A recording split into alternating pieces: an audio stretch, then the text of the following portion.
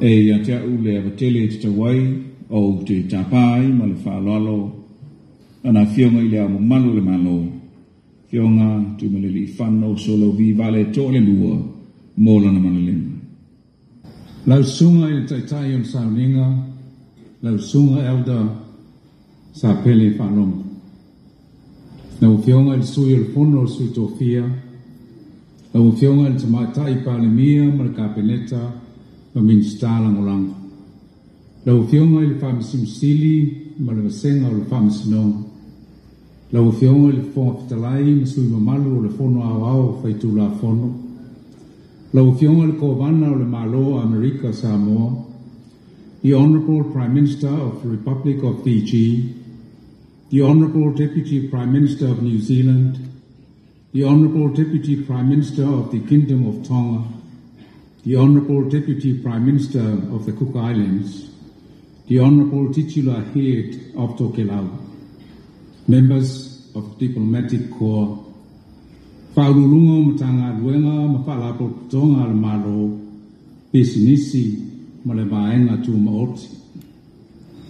Le paia o taitai o e kalesia ma le uwhainga luenga tutofi o le atua i so se fata Tausaga Samoa. Le paia maurunga o Samoa ua e mawhio mai le nei tae ao. Whapea Samoa alo o mai moa ma whaafonga tāpoi mai e le ngata i Samoa nei au atunu mao o te whaatalo whaatu. O paia o Samoa o le paia wa inga matama ma inga tu mu mapule i tu au ma la taua. Ainga i tai ma le maa o konti. Le alava wa whanga ma poto i le malai o Tiafau nei. Whapea foe no whapaiatu i tapo inga mau o tato uso i atu tuile ma manua. I le fio le li kovana ai meise le tapatolo le whainga Malo. O le paia wasua ma le mai whanua o mai tūrangi. Sa ole ma le lau niu sa edua. A fio whatui ma le mamalu i tō ma upu i manoteli. Whātalo whātufo i le a fio le paia maurunga o tātou Malo whālalongia mai le Pasifika. Ai meise whalapo tonga uma manai whanau a poto i Tiafau nei.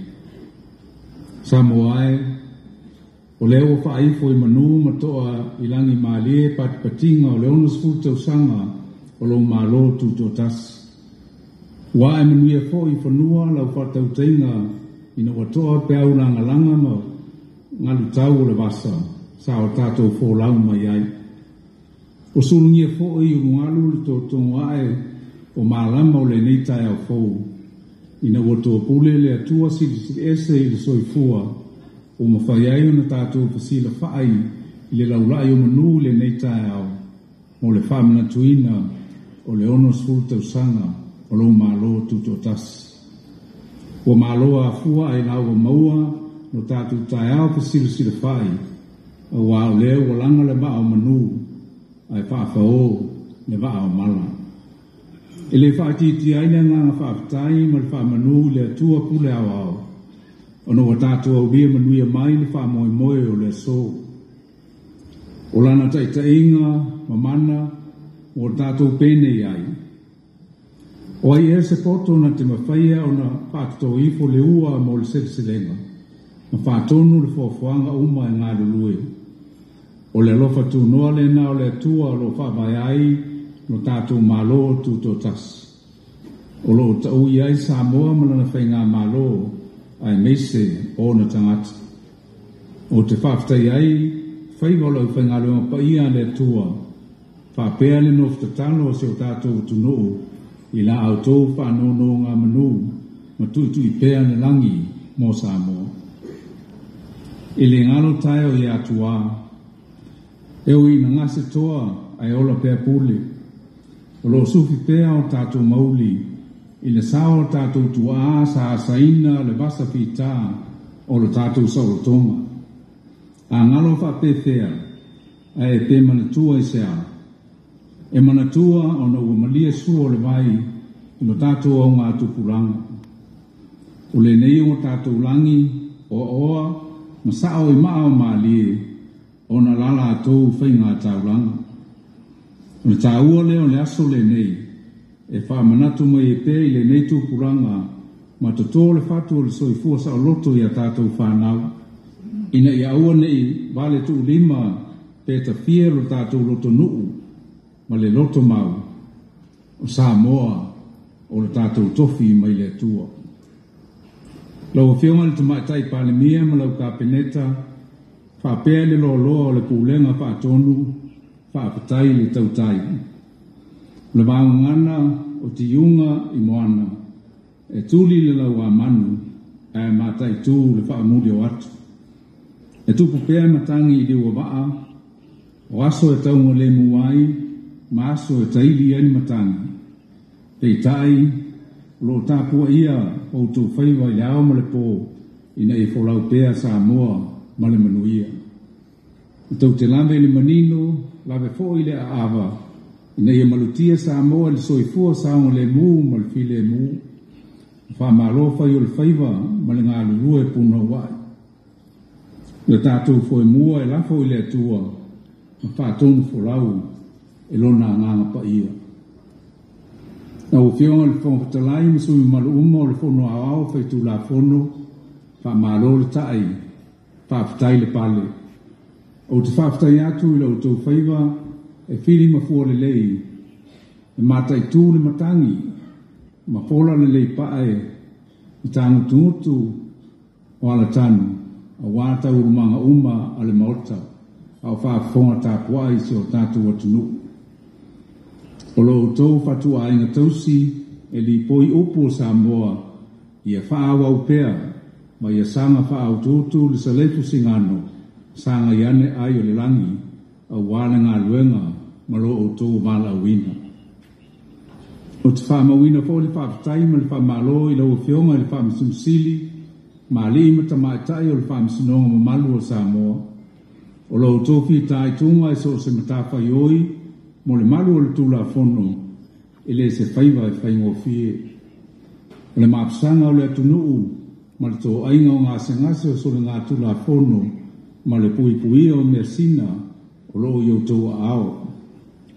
I sanga utu popoina e le atua le tō whama le moe a wālo o tō wālo whaiva I le sa ilinga o le ame o tonu mo le manuia ma le file mu o le atunu. E le whangaloina le tapo inga Samoa le atunu pele I le amata mai le pūlenga mamalu a li imi whai pūle o sa awao ma aunga whapae o whale tua matausi o awaruma ma le malosi o nuu ai mese o matua tausi whapea na ialo ma whanau o lo tau sao e so se wala I tau mawhenga uma le malo whapea la au tau tapua inga mau o manuia I whaiva a o tātou te ta. E le ngalo le pa ia o Samoa lo alala ma papa au I atunu mau I a inga ma whanau pele. Whaafitai lo o tau wanga le lei ma lo o tau lo tunu e ala I matata ese o lo o tau ngawha tau li maina pea. E psoson mai ai I le atina e ina na I o tātou a inga I Samoa nei. Whaafitai foi mo lo o tau sao I le una ina o le tamau a inga o si o tātou atunu. E mori atu fo I le whaafitai tele I le sao tāua o tātou paanga mai atunu I whafo ai mese o matanga aluenga ma whaalapo tonga al Malo ma whaalapo tonga tu maoti kampani ma pisinisi ma lau whai atina ese mo au nanga whai pēa I le Malo ma le atunu ka Malo le tautua ma loto atunu. Whapitoa sa whamtalanga I le tātou ngā luenga whai whatasi mo le saunga le mū so tātou atunu. E le ngata I le saunga le mū na I tinama whanau o a inga ai meise le atunu o atoa. Tātou te whai sao whatasi ma langolango pol kala me uma o lo whatino le Malo e ka le sia whaalapo tonga tu maoti whapea nuu mawhio anga e tapui I saunga le mū Samoa. Le atunu ue, po alawa whaingata, ma tua tā whanu tātou te whengai, o le talo, au nei mamalu lo tātou whātua i le atua. Au au tau tinonga mamana o tu ina mai mo tātou o mea i le i vai ai mata, i le i longona i talinga, i le i ofoi i le loto o stangata, o mea i o saunia i le atua mo e alolofa i a teia. Whai mai le wha manatu o le pai salamu, a mu ia le nuu o atua i le lii, o le nuu o filifilia e ia, i whai mona lama tofi. O le tātou au penga malosi lea, tātou te manu malo ai. I alofangia le atua, sa moa le atunu pele, i le afua mai maunga te tele se i pa ia maunga iti. Ia le ningifo na whamanuianga i lunga o le tātou malo, o tātou tangata, mo tātou lau ele marisio sio manga. I e whamanuia fo i le atua i a tātou malo, whaalolongia, i Faaaloalo le atua le ea pe a whai e toi tali watu le utu i whanua. I whamanuia tele le atua i le whamanatuina o le ono skul Tausaga lo tātou malo tuto tasi so i fua ma i manuia.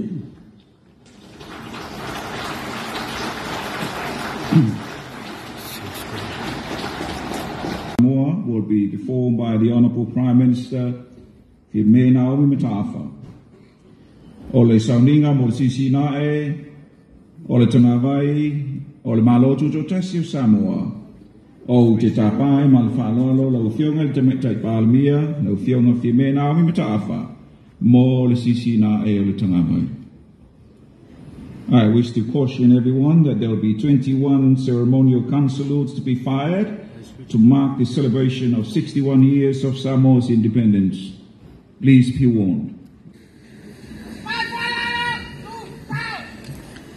Please be abstaining for the hoisting of the flag of the independent state of Samoa.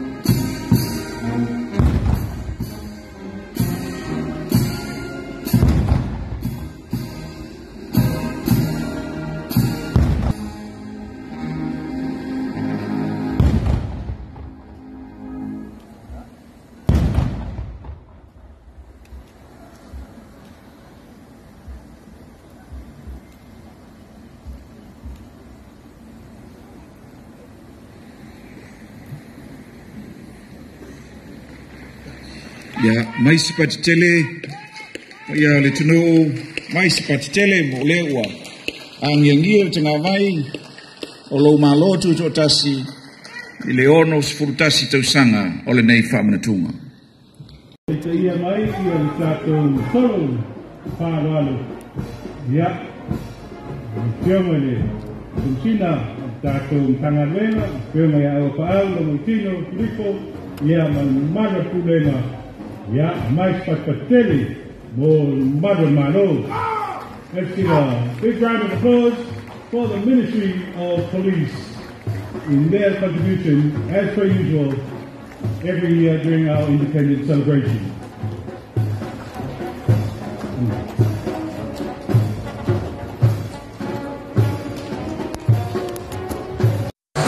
Behind the honor guard is the police marching band.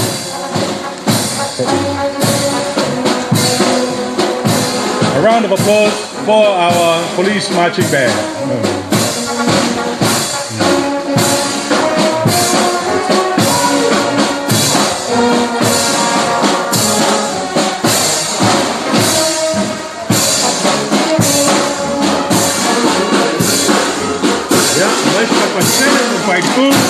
Malo.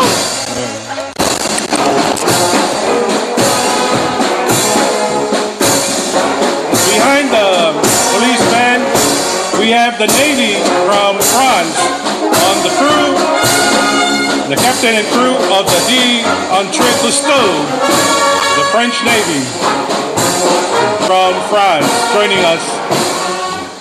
The crew of the, thank you. Yeah, olo mulmulia mai tua, yeah, Samoa Fire and Emergency Services Authority for the FESA. Olo mulmulia mai tua, yeah, la tau, tangaluenga, te ia lea, la pianga, yeah, tanvasa petone, yeah.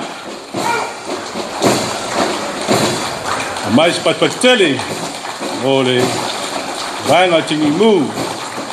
Following is the Samoa Fire and Emergency Services Authority, under the leadership of the Fire Commissioner, Fionga Tanvasa Petone Maunga. Tai.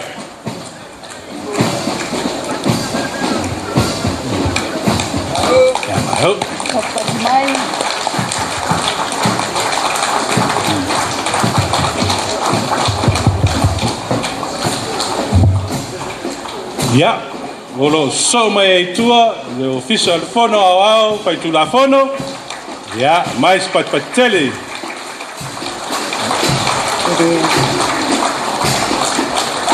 Yeah. The next group is our legislature. These are the hard-working people behind our parliament when in session. Malo ngat luit.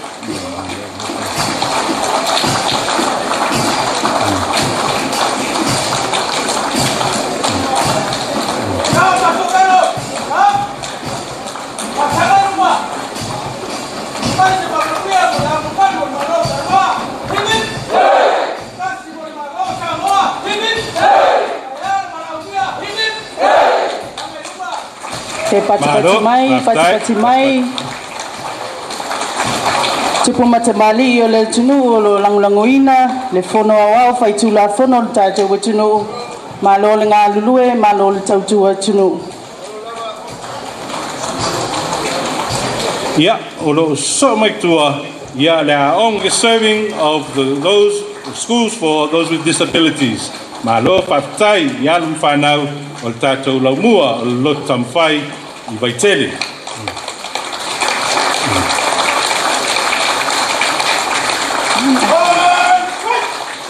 O mai tua ia le tātou aonga o Seinese Inclusive Education Support Services I Vaiteli. Lano vainga le sunga ia sangato bauliko ia malu o le ainga whaiaonga. Seinese is one of the programs for inclusive education here in our country, looking after our students with disabilities under the leadership of Sangato Valiko, Malo Faftai.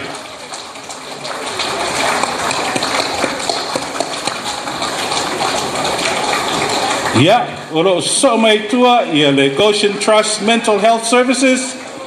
Yeah, se tasi fo vanga fo ia olo te le fo lato au nanga tonu el tato watunu. Pa malo atu te telefono ia masui malu o tato committee o lo vaia le tato Goshen Trust. Mais patele mo le vaenga luto.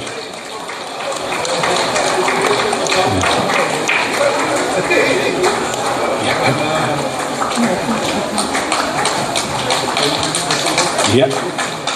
Thank you to those who are involved in helping with the mental health.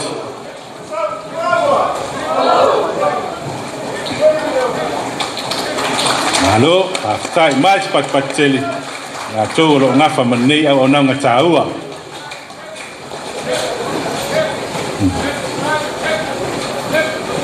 Olo somaitua ia le tātou Universite o Samoa, the National University of Samoa, led by our Marine School just down the road here in Mulu. A big hand of applause for the National University of Samoa. Led by our maritime program as a key component of the National University services. Malo whaftai i alum whanau, i e whapea Malo Pulenga, o whakainga whaiaonga, la tōlo whatinuina le ngatwenga o le awino alum whanau o le tātou Universite. Hai au le silea matata o maitawina le toa tele o te maitai, whapena o na tau muwhaiai, ngā luenga wha seila, o ngā luenga i Te pati mai mamalo le tātou o fia, tulai Faaaloalo, ai matamai seis.